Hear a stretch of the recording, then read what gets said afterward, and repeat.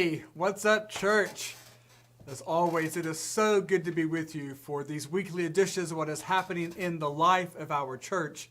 If you joined us this past Sunday, you know that a lot of things are gearing up. We're back in school, and we are making plans for all of our fall mission and ministry ideas that we always are a part of. And so thank you to all of you who've showed an interest in that. Just want to let folks know a few things that are ongoing in the life of our church. Our 12 by 12 church strategy conversations are getting ready to wrap up. I know we've got a couple more, I believe, that will be happening over the next week or so.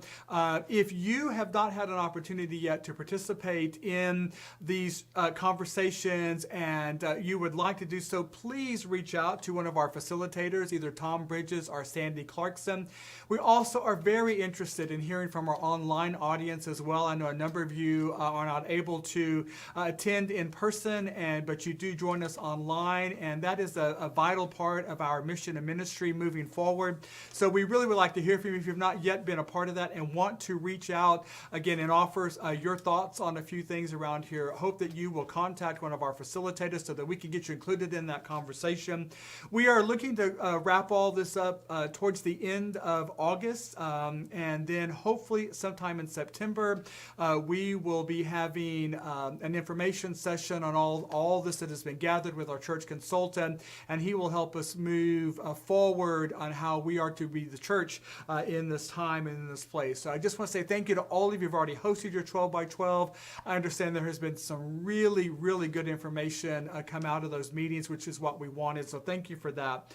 Other things that are happening here, our missions team will be meeting this coming Sunday, August 28th at noon. It is that time of year, as I said, where we're gearing up for some incredible opportunities. Our pumpkin patch will be coming in October. Our partnership with Care Portal, Agape Ranch, CPS, all of those things are before us. Serving a meal with Metro Ministries, those are things that we do on a regular basis. So if you're interested in hearing about those opportunities or how you might be able to participate and that or other opportunities that you might have, we invite you to join our missions meeting this coming Sunday at noon. We'll be in the Celebration Center.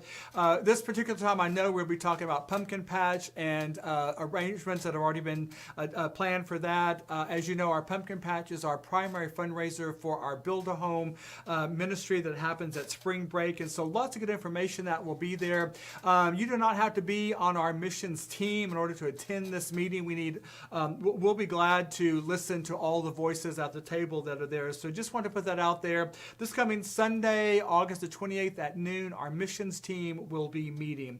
Also, if you heard me this last Sunday, we are in the process of recruiting new leadership for the church. It's that time of year where we're looking for committee members and that. So if you're interested in serving the church, I invite you to be looking for some information, how you might become involved in that. We're also hiring additional nursery workers. That is always a need that we have here. And as things begin to gear up, we have a need for more workers.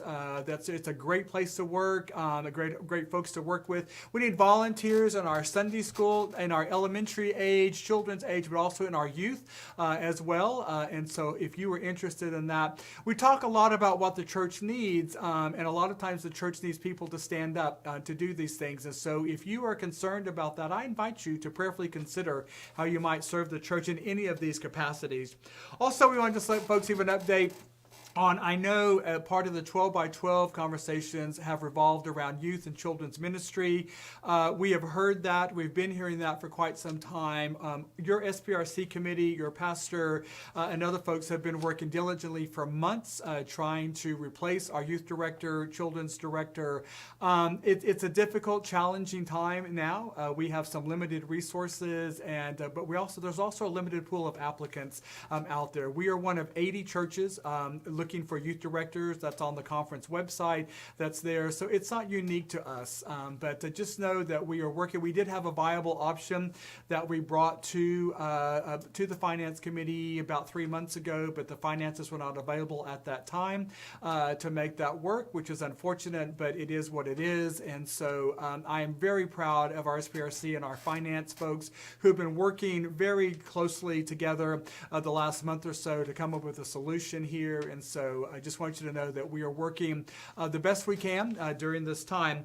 I want to say thank you to all of our volunteers who are stepping up to fill that role in the meantime. But we do have some celebrations. As you know, we have a new director of the day school, Ivory Davis. She should be in church in a couple of weeks, and be looking forward to introducing her that's there. She has stepped in to fill the slot left vacant by Jamie Hartley, accepting another career move, and things are going well. That's there. And we also have a new bookkeeper, which will be on in the office in the middle of September to take over when Megan Hageman leaves to take on another career opportunity as well. So we are filling positions here with good qualified people.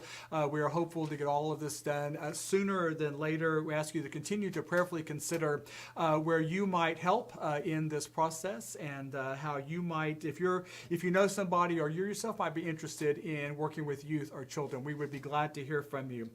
Friends, also just want to remind folks, just a follow-up to, before I do that, we have some upcoming events. Just let you know that things are alive and well in the life of the church. We will start confirmation in the next few weeks. That will happen over September, October into November a bit.